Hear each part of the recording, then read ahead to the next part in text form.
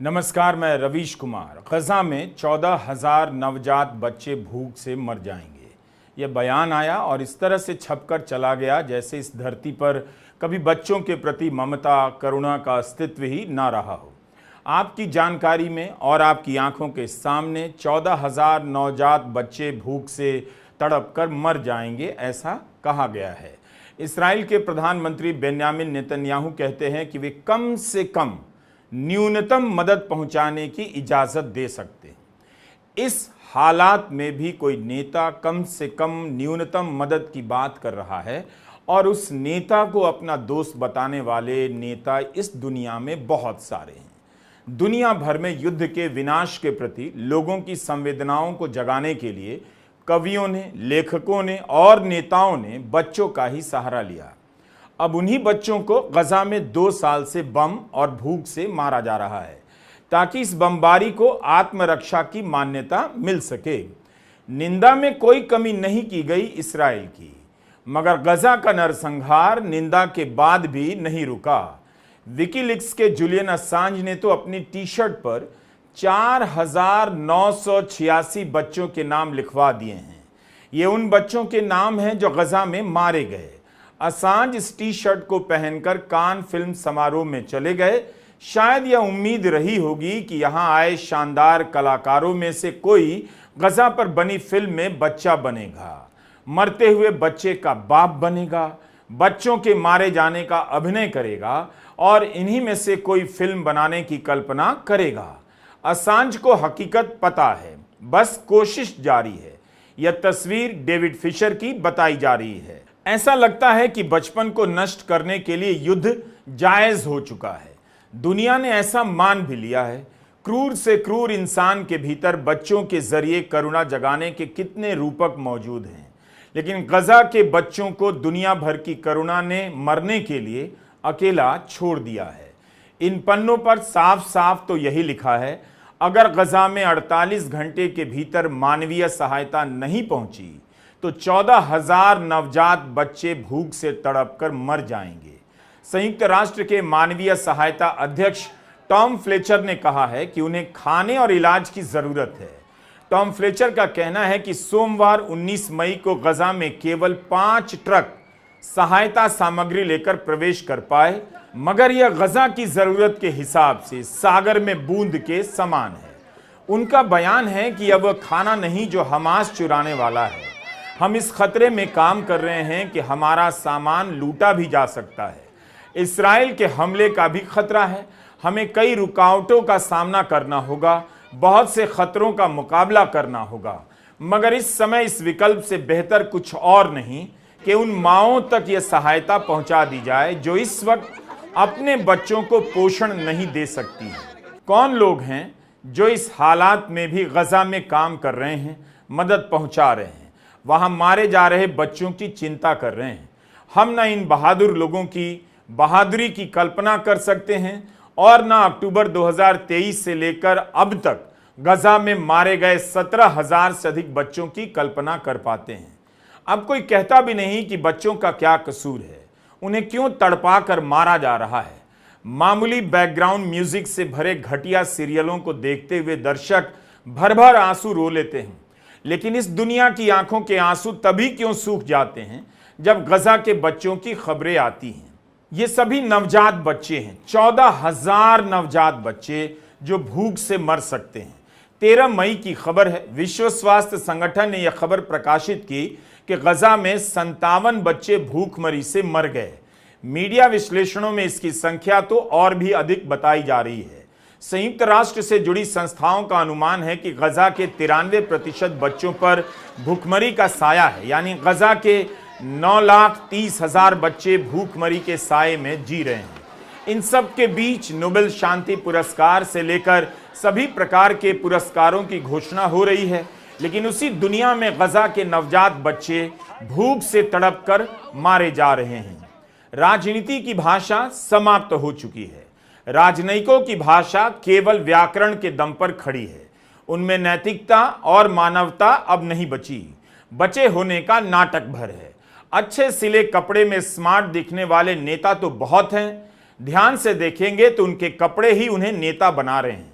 उनकी नैतिकता उतनी स्मार्ट नहीं लगती। दुनिया भर की जनता ने खुद को ही रौंद डालने के लिए ऐसे ऐसे नेताओं को सत्ता सौंप दी।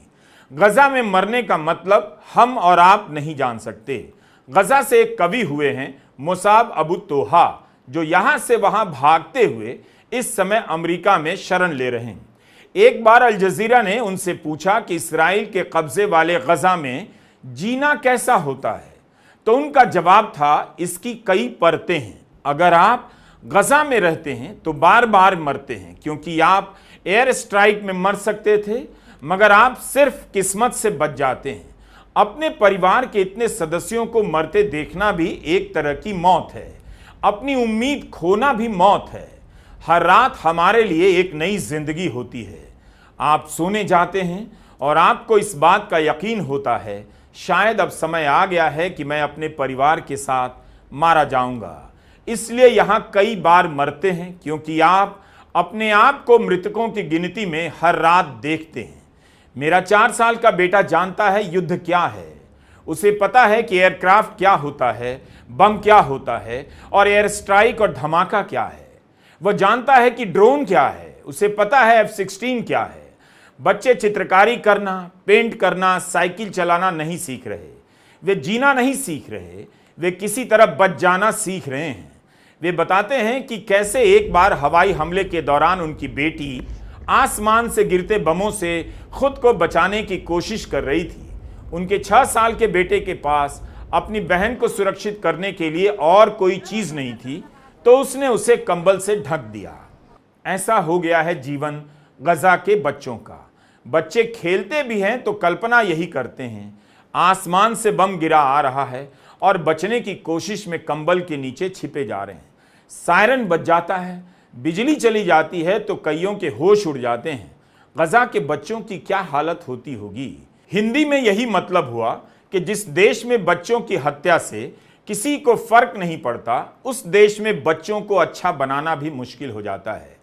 इस्राइल का ही अखबार है हारित्स, और टिप्पणी इस्राइल के बारे में उसी के एक कॉलम का शीर्षक पढ़कर आपको सुनाया। मैं अपने बेटे से पूछता हूं, क्या वो बड़ा होकर पायलट बनना चाहता है? वो कहता है वो यह नहीं चाहेगा कि वो इंसानों और घरों पर बम गिराए। यह कविता मुसाब अबू तोहा की है। गजा के बच्चों पर उनकी कविताएं आपको पढ़नी चाहिए। हमारे बच्चों के चेहरों के ये निशान ढूंढेंगे तुम्हें, हमारे बच्चों की कटी हुई टांगें दौड़ेंगी तुम्हारे पीछे। वो अपने घर से निकला बच्चों के लिए रोटी लाने, लेकिन घर आई उसकी मौत की खबर। रोटी नहीं, बच्चों में जो भी बाकी है, मौत उसे खा जाने के इंतजार में है। उसे किसी मेज की जरूरत नहीं, किसी रोटी की जरूरत नहीं। रात में एक पिता उठता है, देखता है दीवार पर रंग बिरंगी लकीरें, उसकी 4 साल की बेटी की बनाई हुई। जमीन से 4 फीट की ऊंचाई पर यह रंग दिखाई देते हैं। अगले साल 5 फीट पर दिखाई देते हैं, मगर वह कलाकार एक एयर स्ट्राइक में मारा जा चुका है। अब कोई रंग बाकी नहीं, कोई दीवार बाकी नहीं। 14,000 नवजात बच्चों के भूख से मरने की खबर आई है। बच्चों से भरी इस दुनिया के किसी घर में शोर नहीं। हालात बिगड़ते जा रहे हैं, कभी भी हाथ से बाहर हो सकते हैं। फिर भी किसी नेता का समर्थक चीख नहीं रहा कि वह आगे जाए और बमबारी रुकवाए। सब के सब उसी से मिल रहे हैं जो 2 साल से बेलगाम बम बरसाए जा रहा है। इस्राइल की निंदा, आत्मरक्षा के अधिकार को लेकर फर्जी बहसें चल रही हैं। जो नेता निंदा कर रहे हैं वही इस्राइल के साथ खड़े भी हैं। ब्रिटेन की संसद में टोरी सांसद किट माल्टहाउस ने मध्य पूर्व के मंत्री हामिश फॉकनर से कहा कि गजा में हो रहे नरसंहार का सामना दिन ब दिन मुश्किल होता जा रहा है। इस्राइल का लंबे समय से बचाव करने वाले विपक्षी सांसद टोरी सांसद कहने लगे कि यह नरसंहार नहीं तो फिर नरसंहार क्या है। जब लोग मुड़कर इतिहास की तरफ देखेंगे तब पाएंगे कि एक देश के रूप में हम कहां गलत थे। ब्रिटेन की संसद में विदेश सचिव डेविड लैमी ने घोषणा की है कि ब्रिटेन इस्राइल से अपने व्यापारिक रिश्ते नहीं रखेगा। लैमी ने कहा कि दुनिया हमें देख रही है, जज कर रही है, इतिहास हमें जज करेगा। गार्डियन अखबार के कॉलमनिस्ट ओवेंस जोन्स ने इसी पर एक पन्ना खर्च कर दिया है कि नेताओं को अब फर्जी तरीके से कयामत के दिनों की चिंता सताने लगी है। तब वे अपने अपने ईश्वर के सवालों का सामना कैसे करेंगे? 2 साल तक बमबारी का समर्थन करने वाले, नरसंहार का समर्थन करने वाले इन नेताओं पर अब कौन यकीन करे कि वाकई इन्हें ईश्वर का डर सता रहा होगा, कयामत के दिन की चिंता सता रही होगी। मूल बात है कि ब्रिटेन कर क्या रहा है। इस्राएल के 2 वरिष्ठ मंत्रियों पर प्रतिबंध लगाया गया, लेकिन वह रोक तो नहीं सका और ना ही कुछ ठोस कर पा रहा है ताकि इस्राएल रुक जाए। एक तरफ प्रतिबंध लगाता है, दूसरी तरफ अंतर्राष्ट्रीय कोर्ट के सामने ब्रिटेन इसका बचाव करता है कि इस्राएल को F-35 लड़ाकू विमानों की जरूरत है। ब्रिटेन के प्रधानमंत्री केट स्टारमर भी कह चुके हैं कि गजा में बिजली, बत्ती और पानी बंद कर इस्राएल ने सही काम किया। बाद में खुद ही इस बयान से मुकरने लगे। इस्राएल के एक विपक्षी नेता हैं, पूर्व जनरल हैं, यार गोलान। इनका एक बयान है कि हम एक ऐसी सुबह देखना चाहते हैं जब नदी और समंदर के बीच रहने वाले 70 लाख फिलिस्तीनी गायब हो जाएं। अब कह रहे हैं कि अब उनका देश हॉबी की तरह बच्चों को मार रहा है। ब्रिटेन ने तो इस पर दस्तखत किया है कि कहीं भी दुनिया में कहीं भी नरसंहार होगा, उसे रोकने की नैतिक जिम्मेदारी अपने ऊपर लेगा। क्या ब्रिटेन कुछ भी बढ़कर नरसंहार को रोकने के लिए कर पा रहा है, या अब उसकी हैसियत नहीं? यह सब खाना पूर्ति की बातें हैं। अमेरिका के आगे उसकी अपनी इतनी हैसियत है कि वह विरोध कर सके, हम सब जानते हैं। कनाडा और फ्रांस के साथ नरसंहार की निंदा कर देना अलग बात है, लेकिन सवाल है कि इन देशों से यह नरसंहार अभी तक रोका क्यों नहीं जा रहा है। ब्रिटेन के पूर्व नेता प्रतिपक्ष ने संसद में खड़े होकर सवाल किया है कि ब्रिटेन की सरकार इस्राएल को हथियार देना कब बंद करेगी, उसकी सैन्य मदद कब बंद करेगी। F-35 विमानों से 60,000 लोगों की मौतें हुई हैं। ब्रिटेन की सरकार कब इस विमान के पुर्जों को इस्राएल भेजना बंद करेगी। ब्रिटेन के विदेश मंत्री ने संसद में खड़े होकर कहा है उन्होंने इस्राएल को सीधे तौर पर F-35 के पुर्जे देना बंद कर दिया।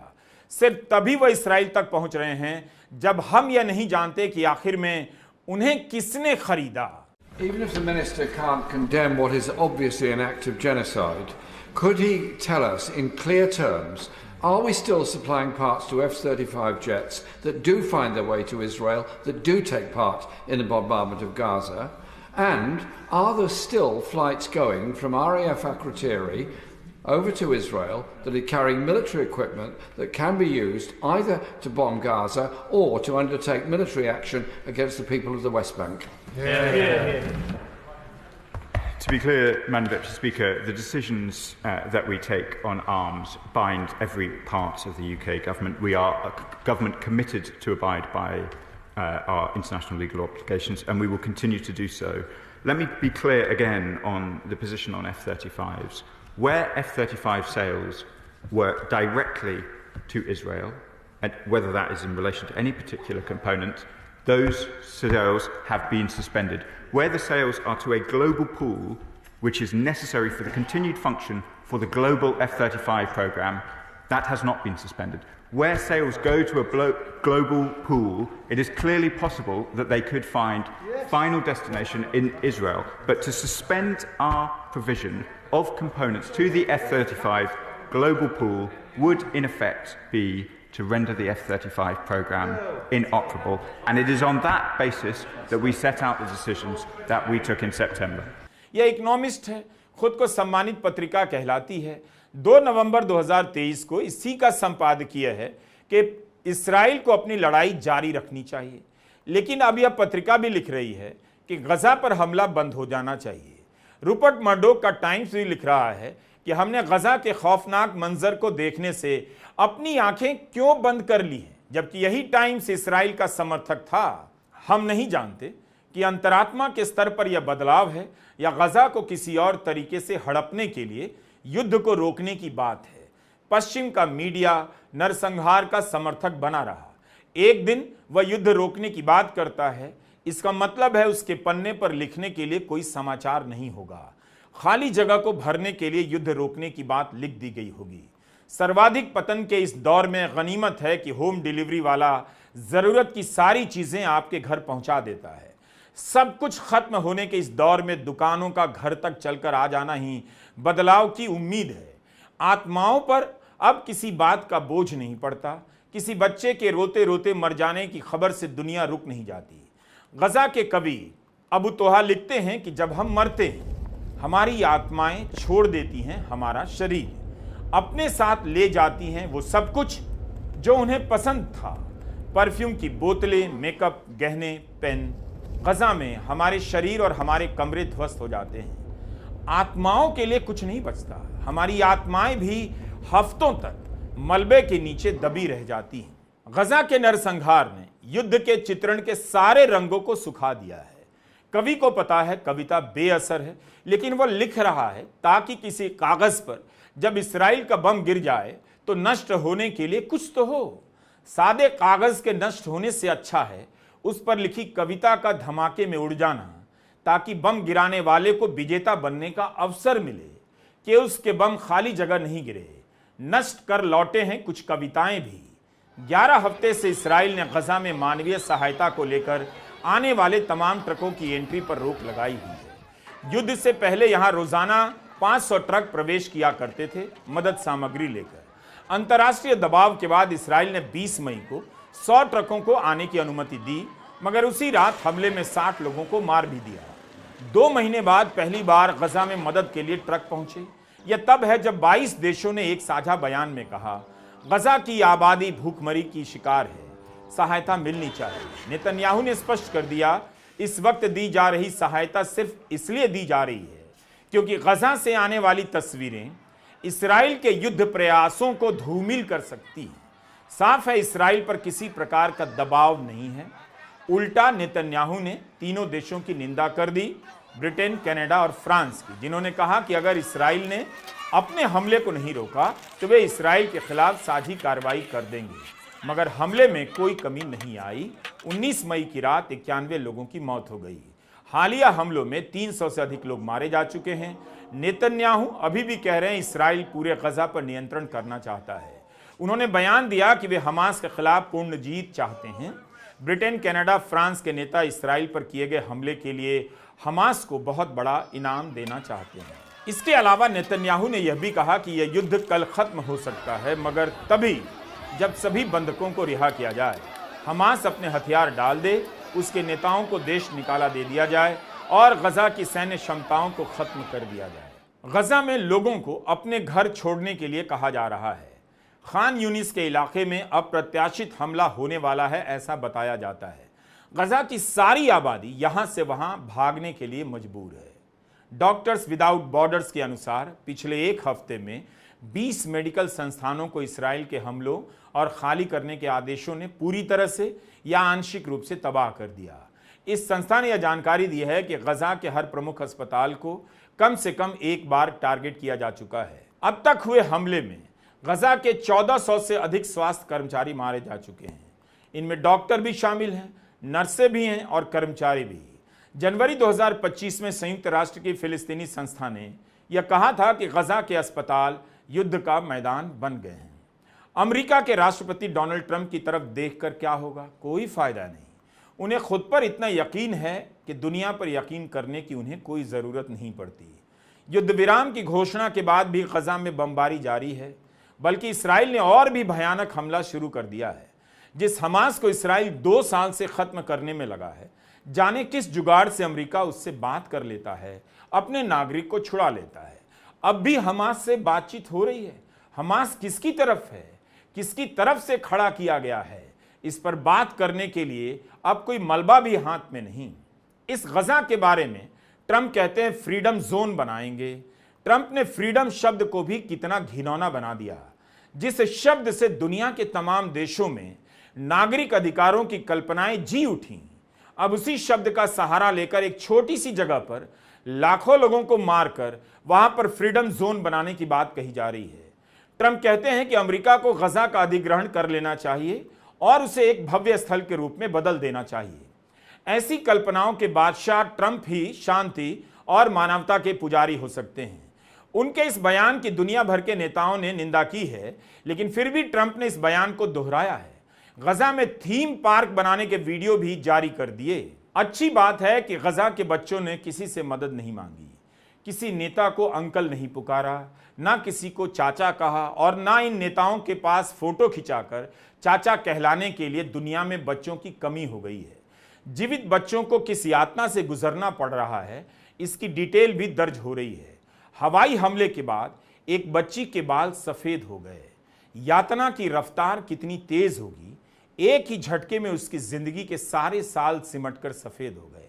गजा दुनिया को युद्ध के प्रति संवेदनशील नहीं कर सका, बल्कि वह अब किसी आबादी को, किसी नस्ल को, किसी भूगोल को पूरी तरह मिटा देने की राष्ट्रवादी कल्पना का मानवीय चेहरा बन गया है।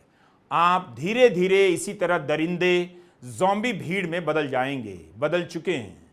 अपने बच्चों के लिए बचाकर रखी गई थोड़ी सी करुणा भी आपको याद नहीं दिलाती कि गजा में 14,000 बच्चे भूख से मरने वाले हैं। नमस्कार, मैं रवीश कुमार।